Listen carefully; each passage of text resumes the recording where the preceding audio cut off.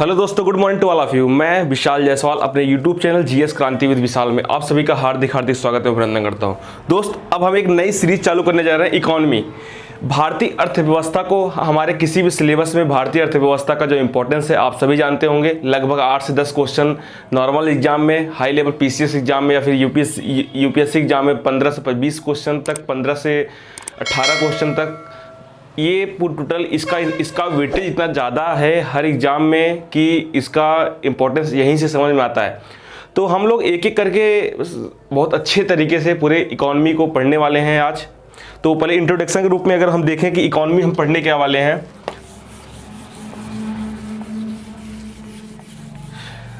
अक्सर हम लोग ना जब भी हम लोग पढ़ाई करते हुए हम लोग देखते हैं यही कि हम कभी बोल जाते हैं कि हम इकोनॉमिक्स पढ़ रहे हैं। हाँ, बात सही है कि इकोनॉमिक्स और इकोनॉमी, इंट्रोडक्शन में देखिए अगर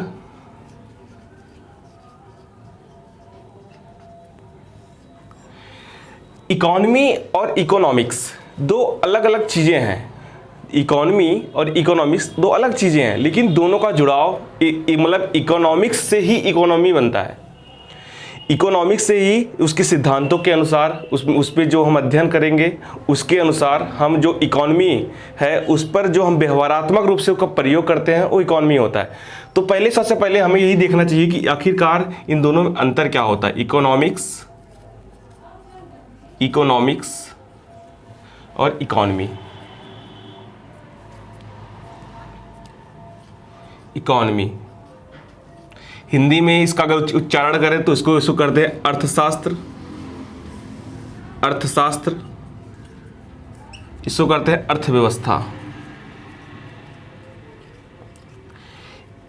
शुरुआत यहीं से होता है। हम लोग कभी कभी ऐसे बोलते हैं हम लोग इकोनॉमिक्स पढ़ रहे हैं, लेकिन वाकई हम लोग इकोनॉमिक्स नहीं पढ़ते हैं। हम लोग हमारे सिलेबस में जो है हम लोग जो पढ़ाई करते हैं जिससे हमारा क्वेश्चन आता है, जो हम टैकल करेंगे क्वेश्चन, वो होता है इकोनॉमी।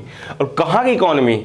ये ऐसा नहीं कि विश्व की इकोनॉमी हम पढ़ रहे हैं, विश्व की इकोनॉमी से हमारे यहाँ क्वेश्चन आता है। क्वेश्चन हमारे यहाँ कोई भी रहेगा वो भारतीय अर्थव्यवस्था से, मतलब इंडियन इकोनॉमी। हम लोग क्या पढ़ेंगे? Indian economy. जो ये पूरा सिलेबस है, किसी भी एग्जाम में भारत किसी भी एग्जाम में, किसी भी परीक्षा में जो क्वेश्चन पूछा जाता है इंडियन इकोनॉमी से पूछा जाता है, ना कि वह इकोनॉमिक्स से बहुत सारे सिद्धांत और बहुत सारे थ्योरी पूछा जाएगा। तो हमें सबसे पहले इसको अलग करके इसको समझना चाहिए कि आखिर इसमें अंतर क्या है। समझ रहे हो ना? तो अर्थ मीन्स क्या होता है? धन। और शास्त्र मतलब कि धन का शास्त्र। अर्थशास्त्र मतलब होता है कि धन का शास्त्र। मतलब कि एक आप लोग को ये चीज़ पता होगा, किसी भी देश में जो भी रिसोर्सेज होते हैं, जो भी संसाधन होते हैं, उनका उस सीमित होते हैं, लिमिटेड होते हैं। संसाधन क्या होते हैं? लिमिटेड होते हैं। रिसोर्सेज जो हैं लिमिटेड होते हैं। और जब संसाधन हमारे पास लिमिटेड होंगे, इस वर्ड को आप ध्यान में रखिएगा, हम आगे इसको अच्छी तरह से एक्सप्लेन भी करेंगे आखिर संसाधन में क्या होता है। अगर नॉर्मल तरीके से देखें, संसाधन जैसे भूमि ना, संसाधन 4 प्रकार के होते हैं: भूमि, श्रम ना, उद्यमी और पूंजी। ठीक, भूमि, श्रम, उद्यमी और पूंजी, ये 4 होते हैं। लेकिन हम इसको आगे अच्छे तरह से डिफाइन करेंगे कि आखिर संसाधन में कैसे कैसे क्या होता है।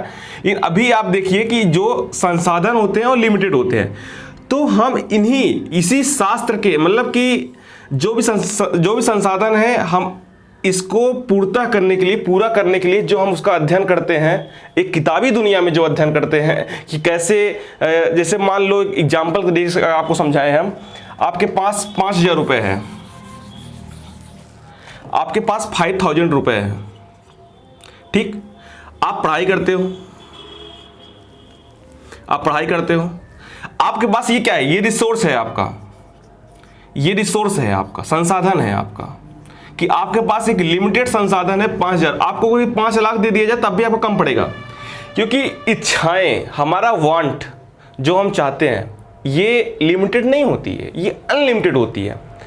इसकी कोई सीमा नहीं है। जितना पैसा दिया जाएगा उतना खर्च कर दिया जाएगा। ये आप कहीं भी खर्च कर सकते हो।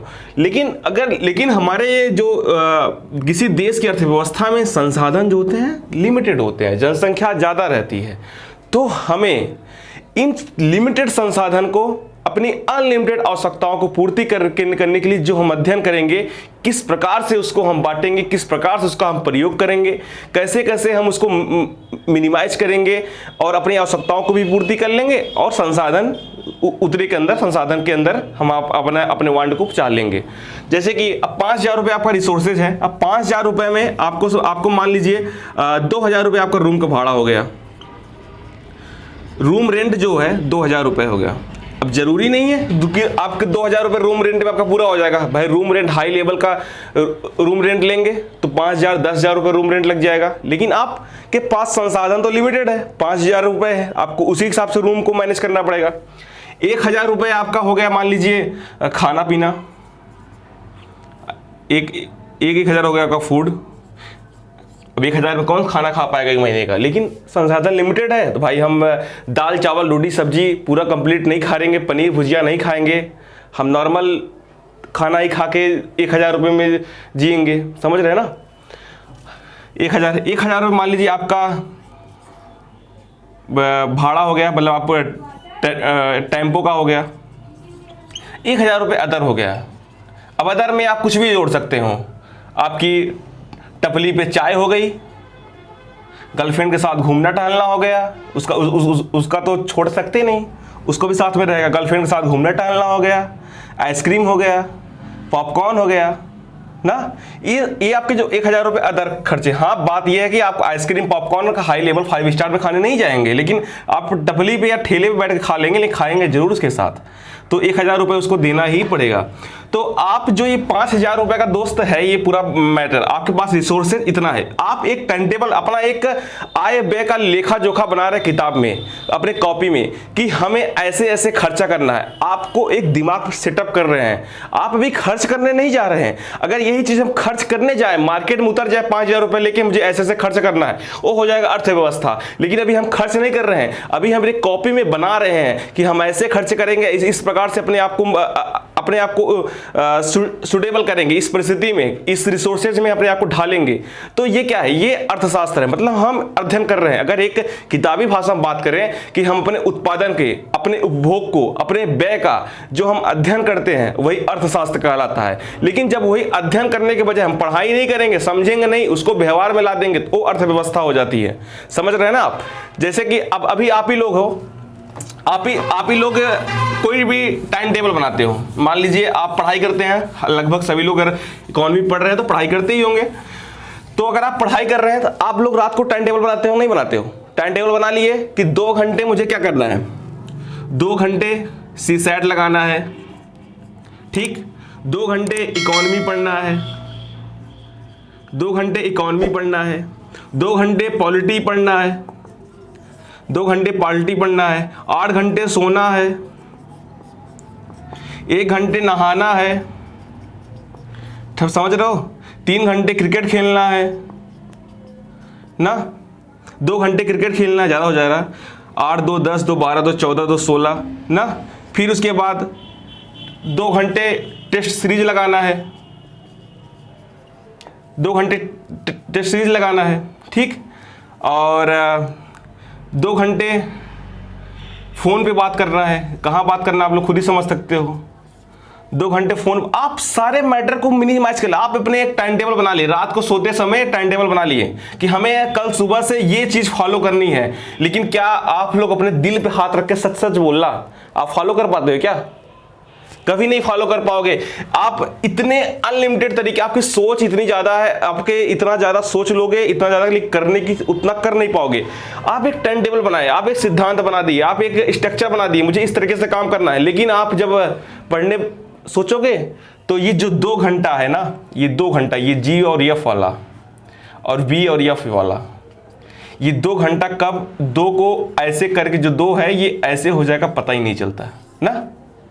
ये 2 जो ऐसे हो जाएगा पता ही नहीं चलेगा। तो ये जो आप सोच रहे हो, आप एक टाइम टेबल बना रहे हो, और उसको व्यवहार में नहीं ला पा रहे हो। व्यवहार में ला दोगे तो वो एक प्रकार का अर्थव्यवस्था हो जाएगा। आपका टाइम टेबल जिस प्रकार से आप उसको व्यवहार में लाके प्रयोग कर रहे हो, लेकिन आप सोच रहे हो तो जिस प्रकार से आपके पास संसाधन लिमिटेड है, लेकिन उस आप अपने अनलिमिटेड संसाधन को किस प्रकार से मिनिमाइज कर रहे हो, उसको कम करके आप अपने आप को जी रहे हो, वो एक अर्थशास्त्र हो गया। मतलब कि अपने एक छोटे से भाषा में बात करें कि अपने जिंदगी का मतलब कि भौतिक जो सुख है, भौतिक सुविधाएं हैं, उसके लिए जो भी संसाधन है, उसके लिए जो हम अध्ययन करते हैं, पढ़ाई करते हैं, समझते हैं, थ्योरी देखते हैं, वो एक प्रकार का अर्थशास्त्र होता है। जैसे अगर एक एग्जांपल अभी कुछ ही दिन पुराना बात है, जैसे कि अभिजीत बनर्जी, आपको याद होगा कि इकोनॉमी का पिछले साल का जो नोबेल पुरस्कार पाए गए थे वो भारतीय मूल के अभिजीत बनर्जी साहब थे, याद होगा। अभिजीत बनर्जी साहब को जो मिला था, पुरस्कार मिला था, उन्होंने एक थ्योरी दी थी, रैंडमाइज्ड थ्योरी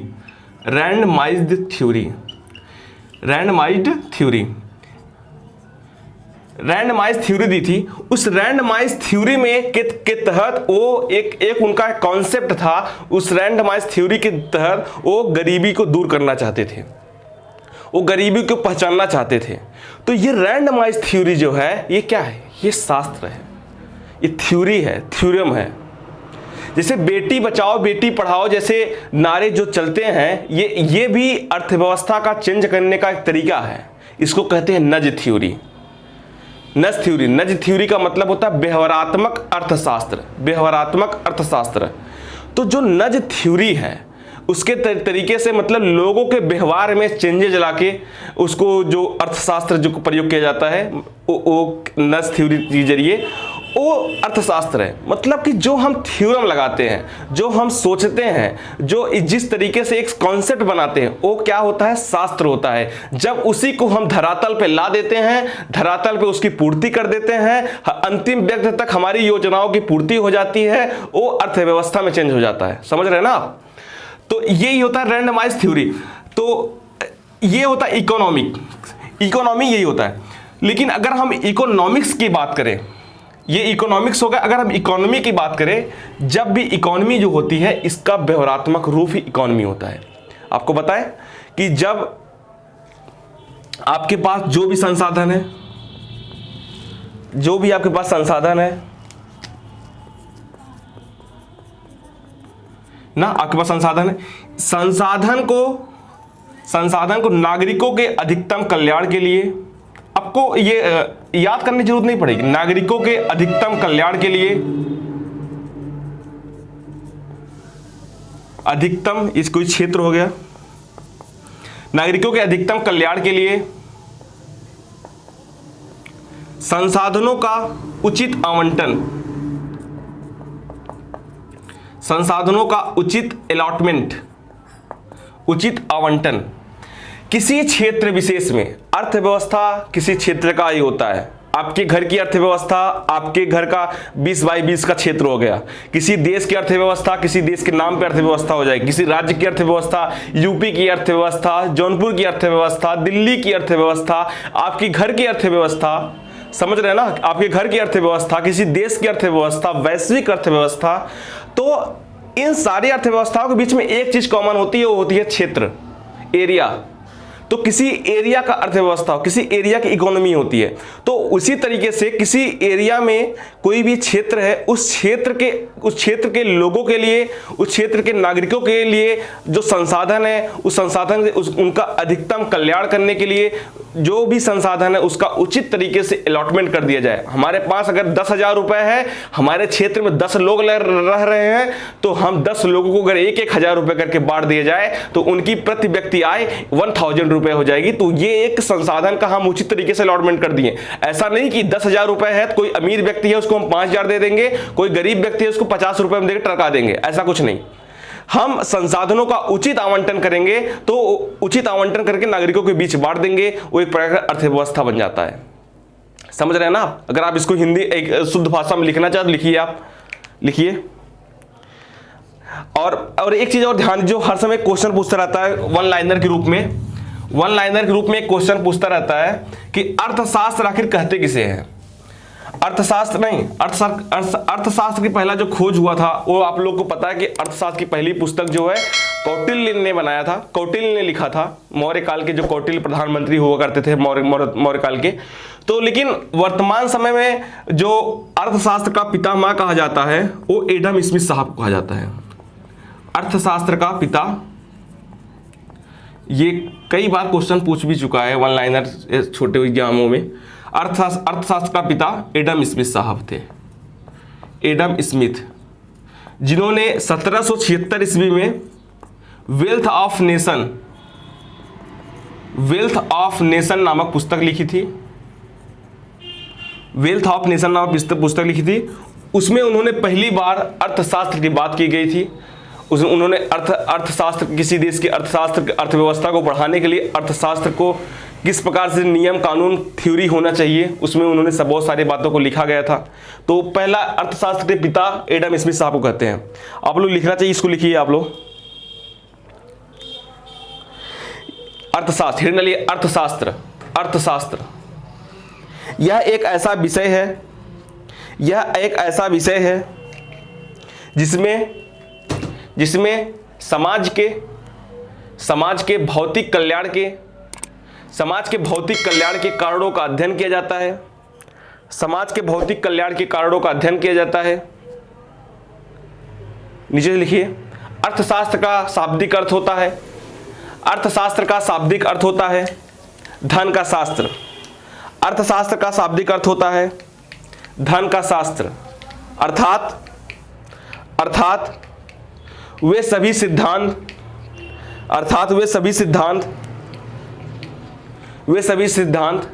जिनका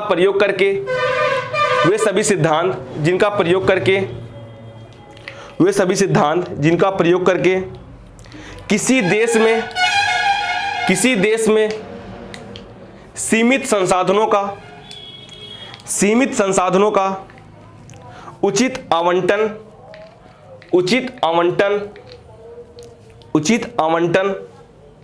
एवं नागरिकों के अधिकतम कल्याण हेतु, अधिकतम वेलफेयर हेतु, मैक्सिमम वेलफेयर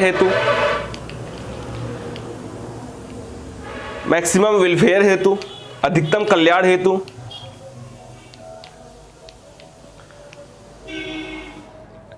अध्ययन किया जाता है, उसे अर्थशास्त्र कहते हैं। नीचे चलो, अर्थशास्त्र का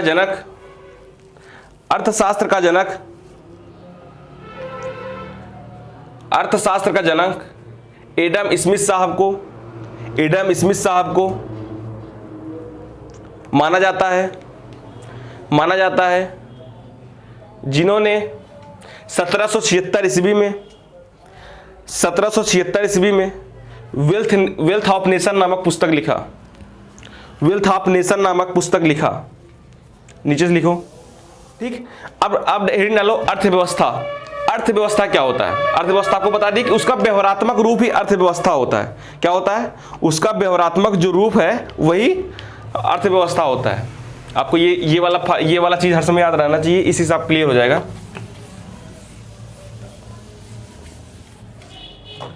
ऐसे नागरिकों को अधिकतम कल्याण हेतु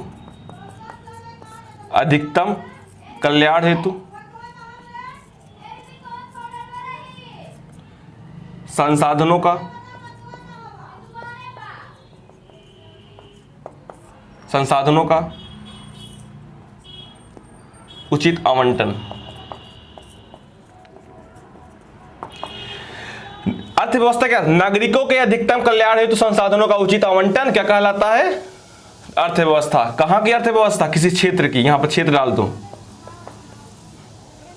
कोई भी क्षेत्र हो, भारत के क्षेत्र हो, भारतीय अर्थव्यवस्था।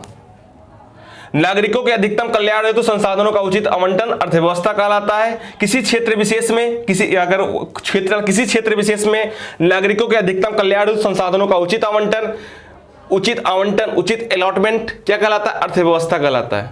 समझ रहे हो ना? उसका मतलब कि व्यवहारात्मक प्रयोग। अब तक हम उसमें अर्थव्यवस्था में अध्ययन कर रहे थे, लेकिन इसमें हम उसका प्रयोग करेंगे, उसको जमीनी स्तर पर लाएंगे। समझ रहे हैं ना? वह व्यवस्था, अर्थव्यवस्था डालो हेडिंग, वह व्यवस्था जिसमें किसी क्षेत्र विशेष की संसाधनों को, किसी क्षेत्र विशेष के संसाधनों का नागरिकों के बीच उचित आवंटन कर उनका सामाजिक व आर्थिक कल्याण किया जाता है। ऐसी व्यवस्था ही अर्थव्यवस्था कहलाती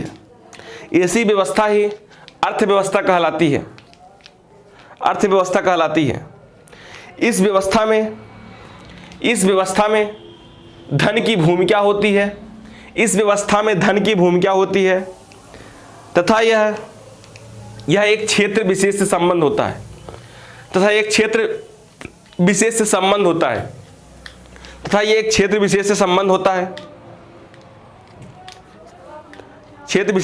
होता है। अर्थव्यवस्था शब्द में क्षेत्र के नाम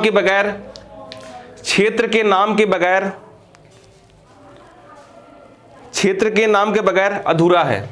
अर्थव्यवस्था शब्द क्षेत्र के नाम के बगैर अधूरा है। अतः पूर्ण शब्द है भारतीय अर्थव्यवस्था। Indian economy. तो ये हम लोग पढ़ रहे हैं ना कि अर्थव्यवस्था में अंतर क्या होता है, ये देख लिए। अब इसको हिंट डालिए आप, अर्थव्यवस्था और अर्थशास्त्र में अंतर। अर्थशास्त्र एक सैद्धांतिक विचारधारा है, जबकि अर्थव्यवस्था उसका वास्तविक रूप, वो सिद्धांत है, विचारधारा है, ये प्रयोग है, व्यवहार है, वास्तविकता है। अर्थव्यवस्था उसका वास्तविक रूप। अर्थशास्त्र में विभिन्न सिद्धांतों का अध्ययन किया जाता है, जबकि अर्थव्यवस्था में किसी क्षेत्र